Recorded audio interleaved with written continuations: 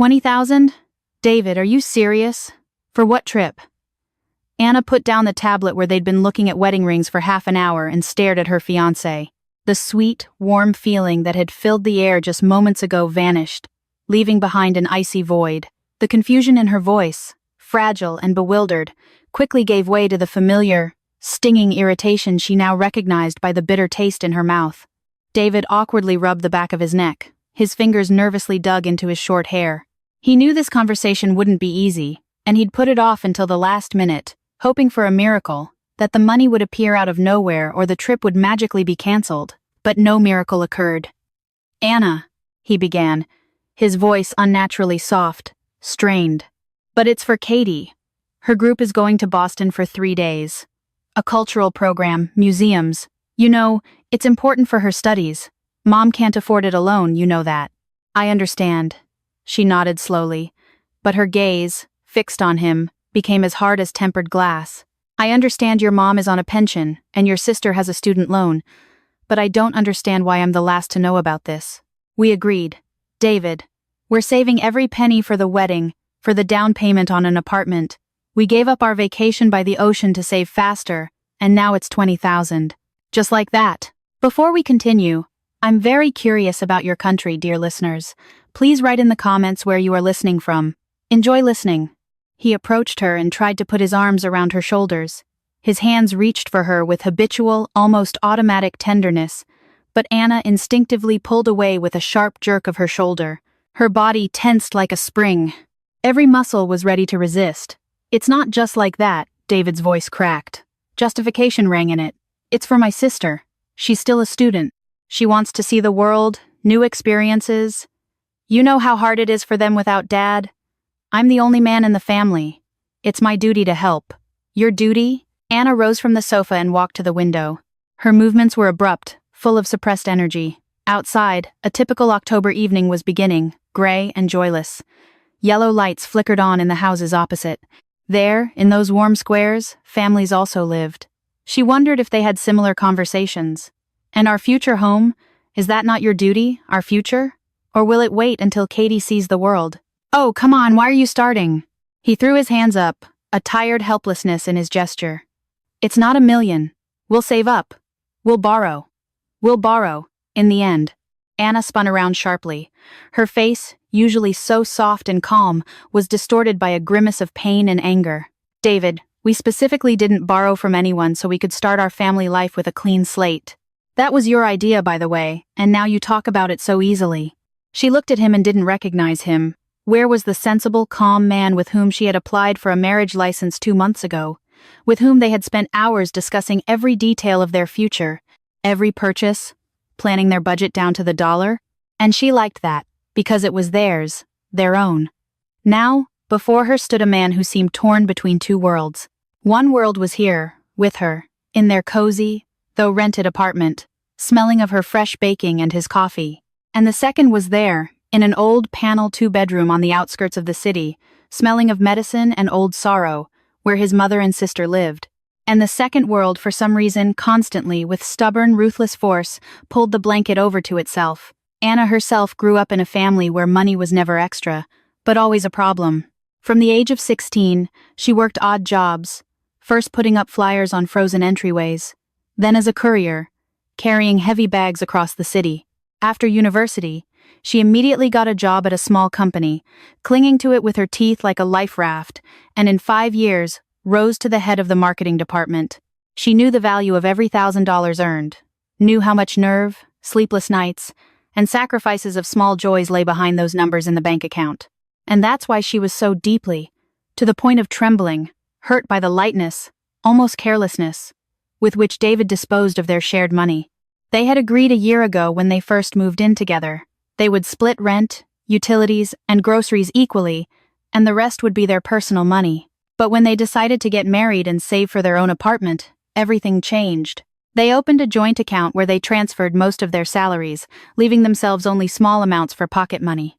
And Anna regarded this account as an untouchable reserve, their common foundation, sacred and inviolable. "Anna, I'm sorry, I should have told you earlier." David tried to smooth things over again. His voice became moist, ingratiating. "I just got swamped at work. How about this? Next month, I'll cut my expenses, and we'll quickly make up for it. Anna smiled bitterly, and the sound was dry and joyless. You already cut them. Your only expenses are gas and lunch in the cafeteria. Or will you give up lunches? Will you walk to work and live on bread and water? He remained silent, looking down, and that silence was more eloquent than any words. The answer hung in the air, heavy and clear. He had already decided everything for both of them and, most likely, had already sent the money. Anna felt a familiar, destructive wave rise within her. A wave of resentment, so sharp it caught her breath, and complete, utter powerlessness. He hadn't just spent the money. He had devalued their common plans, their agreements. Those long nights when they, pressed against each other, dreamed of their own little nest. He showed her with devastating clarity that there were things more important than their future, their small, fragile universe they were just beginning to build. Did you already transfer the money? She asked quietly, already knowing the answer, feeling it in the tense air, in the way he avoided her gaze. David guiltily lowered his eyes, and in that simple gesture was all the bitter truth. Yes, he whispered. Mom called this morning, said they needed to pay by tomorrow. Anna didn't answer. It seemed all words were stuck deep inside, turning into a heavy, cold stone. She silently took the tablet from the table. Her fingers found the button, and the screen went dark, taking with it the sparkle of possible rings, taking their shared joy. She turned and went into the bedroom without looking back. She didn't want to talk anymore, didn't have the strength. Only emptiness, piercing and bitter. She lay on the bed and turned to the wall, gazing at the patterns on the wallpaper they had chosen together just 6 months ago. Through the closed door, she heard David moving around in the kitchen, clattering dishes, as if trying to fill the emptiness with everyday sounds. Then he turned on the TV, and cheerful voices from some talk show drifted out. He pretended nothing had happened, that it was just a normal evening, but for her, at that moment, something very important had collapsed, invisible, but holding everything together. Trust. That fragile feeling that they were a team was gone. The next weekend, as if nothing had happened, they went to his mother's, to Mrs. Thompson's. It was an established tradition, an unspoken ritual, Saturday dinner at his future mother-in-law's. Anna hated these trips with all her heart. And it wasn't because Mrs. Thompson was a bad woman. No, she was always pointedly kind and welcoming to her, called her Annie and invariably treated her to her signature meatloaf, the recipe for which, as she loved to repeat, came from her grandmother. But in her cozy, immaculately clean apartment, Anna always felt like a stranger, an outsider, an uninvited guest. This entire small universe, every crevice of it, was permeated with the cult of the deceased husband and the adored son. Photographs gazed from the walls, from shelves, from behind the glass of the china cabinet. Here was David in first grade with a huge bouquet. Here he was stern in the army. Here they were with his father fishing, holding a huge fish by the tail. And here was a large wedding photograph of Mrs. Thompson herself with her husband in a lush frame. 2 happy young faces, looking into the future with such confidence. After the father's sudden death, David, who was then only 20, in an instant took on his still unformed shoulders the entire responsibility for his inconsolable mother and teenage younger sister, and, it seemed, still carried this burden, unwilling and unable to share it with anyone. "Annie, hello, dear." Mrs. Thompson threw open the door, and her face, usually a little tired and pale, immediately broke into a wide, warm smile. She was a woman, not yet old, in her 50s, but somehow prematurely faded, as if life was slowly and steadily draining from her, leaving only a faint shadow. Fine wrinkles around her eyes, always slightly downturned corners of her lips, a quiet, ingratiating voice that made you lean in to listen. "Come in. I'm just setting the table. David, son, help me open this jar of pickles." "I have no strength at all." David immediately, following a well-rehearsed script, rushed to the kitchen, and Anna remained standing in the cramped hallway, awkwardly shifting her weight, feeling out of place. From the room, like a gust of wind, out burst Katie, a 20-year-old copy of her mother in her youth. The same bright eyes and quick, impetuous speech. "Anna, hi. Can you believe it? We're going to Boston," she chirped, her eyes sparkling with delight. "I'm so happy, I just can't.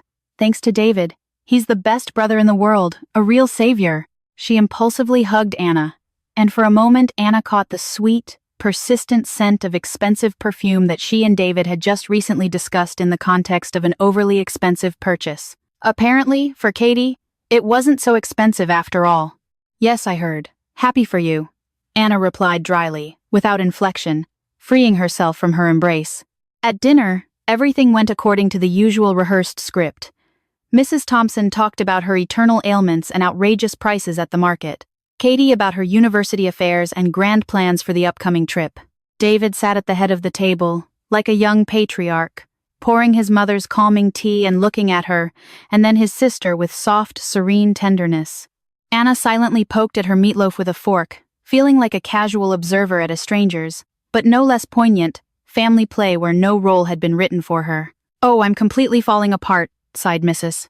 Thompson, with a practiced gesture, pressing her hand to her heart. "My blood pressure is acting up again.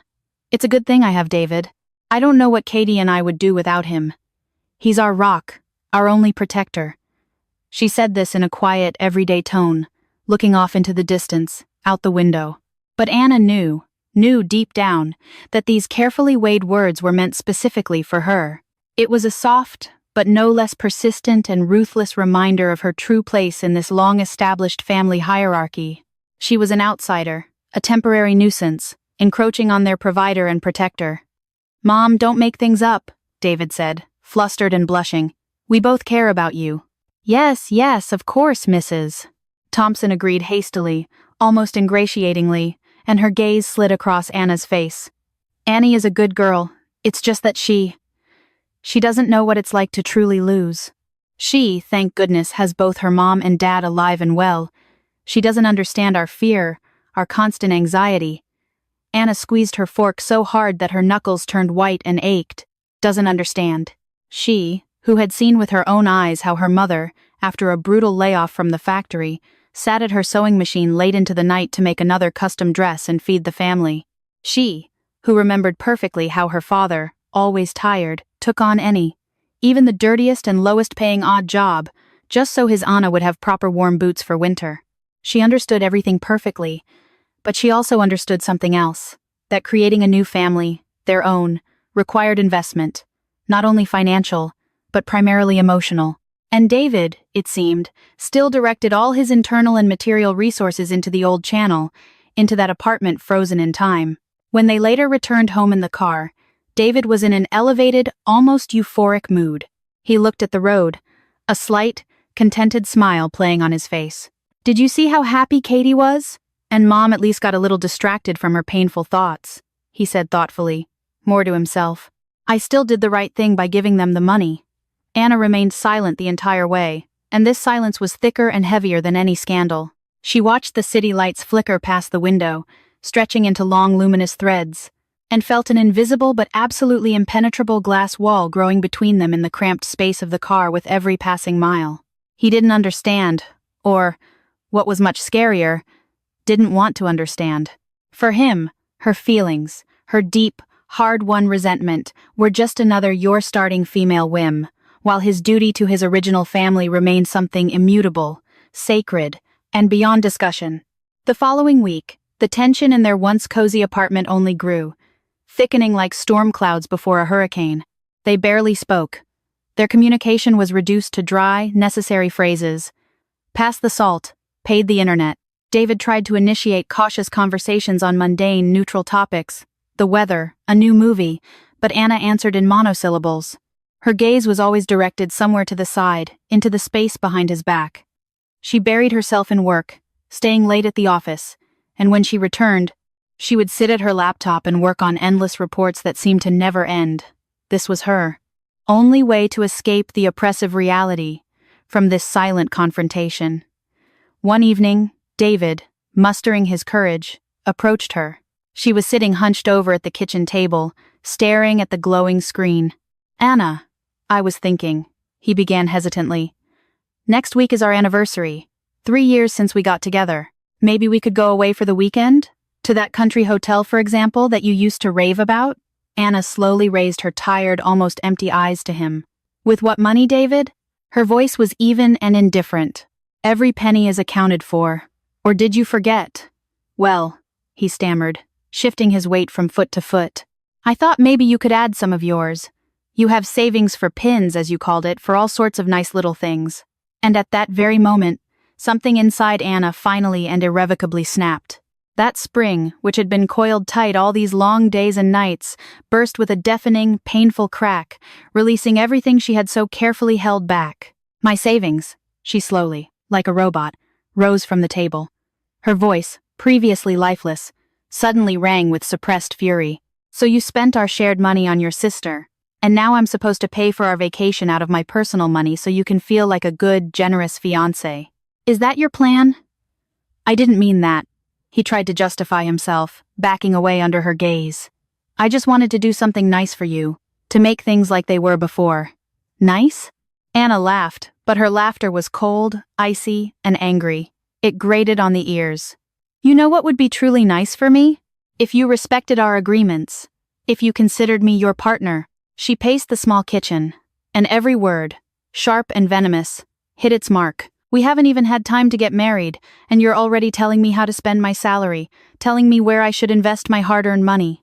You first send $20,000 to your family without my knowledge, creating a hole in our shared budget, and then you calmly suggest that I patch it up from my own pocket. Is this how you see our family?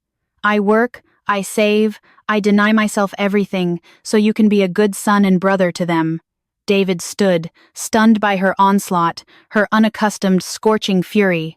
He was used to her barbs, her tired silence, but he had never seen such fiery, destructive anger in her. "Stop, Anna, it's not like that." "Then what is it?" she cried, stopping right in front of him. "What, David? Explain it to me, please." "We have a common pot, from which you shamelessly draw when your mom needs it. And when we need it, you suggest I dip into my last personal wallet. Excellent arithmetic, I tell you. I'm not against helping my parents, by the way. I help my own too, if they suddenly need anything. But I do it with my own money, which I have left after I've contributed my share to our common life. But you put your family first, and ours second, if it even exists for you." He remained silent, his head bowed. What could he say? That for him it was normal, that he was used to it, that his mother really couldn't manage without him. Any word now would sound pathetic, false, and would immediately be turned against him. From that day on, silence finally settled in their apartment. Not the peaceful kind, where two people can simply be silent together, feeling comfortable and protected. This was a ringing, icy silence, full of unspoken reproaches and hidden pain. They lived like two absolute strangers under one roof, slept in the same bed, but between them lay a chasm, and neither had the strength to build any bridge across it. Anna fulfilled her unspoken promise. On payday, she, coldly making calculations, transferred exactly half of the rent and utility amount to their joint account, not a penny more. The rest of the money she kept for herself. She stopped buying groceries for the whole week ahead, as she had done before.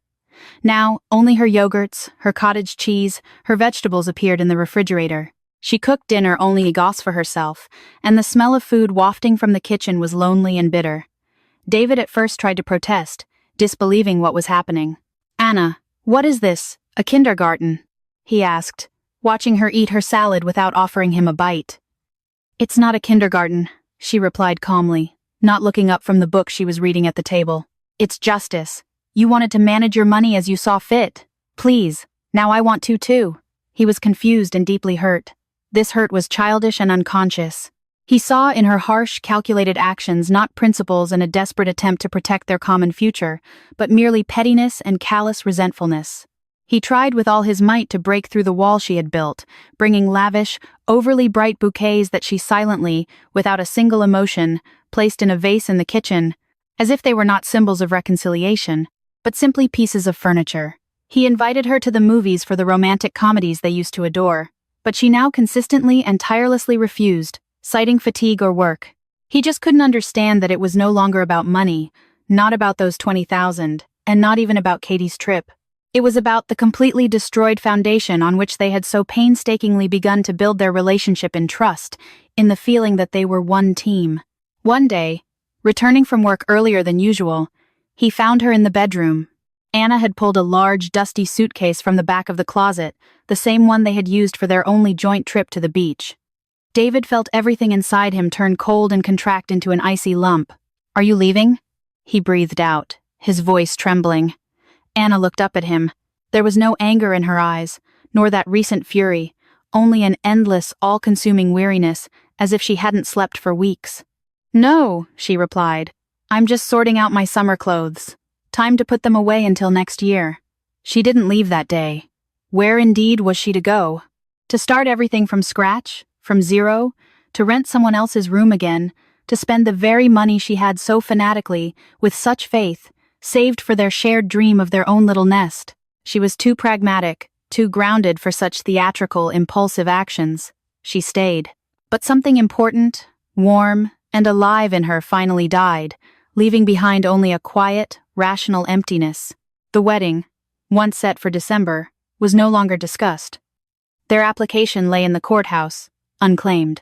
But neither of them was in a hurry to buy rings, choose a restaurant, or joyfully send out invitations to friends. Its validity expired in a month, and that date hung over them like a silent reproach. Sometimes in the evenings, when David already heard her steady breathing and thought she was asleep, Anna lay with wide-open eyes and gazed at the ceiling, where the vague shadows of streetlights could be discerned. She recalled their very first date, his funny, clumsy compliments, and their very first, so naive and sincere joint plans. To go to Yellowstone, get a dog, learn to bake the most delicious apple strudel. They wanted to be together so much. They believed so sacredly in their common future. Where had it all gone? Could one single, albeit foolish, argument over money destroy such a seemingly strong bond? No, she realized that it wasn't about the argument at all. The argument was just a symptom, an external manifestation, a fever, but the disease itself sat much deeper in their absolutely different, indeed incompatible understanding of family, duty, partnership. For her, family was two people walking shoulder to shoulder and looking strictly in the same direction.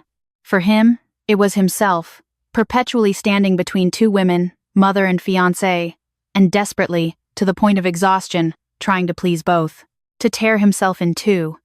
But, as she now understood, that doesn't happen. In the end, one person always loses, remains deprived. And this time, the loser, left with nothing, felt like she was.